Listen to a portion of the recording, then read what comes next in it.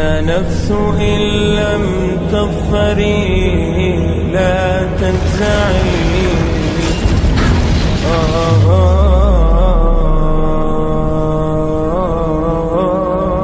اللہ نے مومنوں سے ان کی جانیں اور ان کے مال خرید لیے ہیں اور اس کے عوض ان کے لیے بہشت تیار کی ہے. یہ لوگ اللہ کی راہ میں لڑتے ہیں تو مارتے بھی ہیں اور مارے بھی جاتے ہیں. یہ تورات اور انجیل اور قرآن میں سچا وعدہ ہے جس کا پورا کرنا اسے ضرور ہے.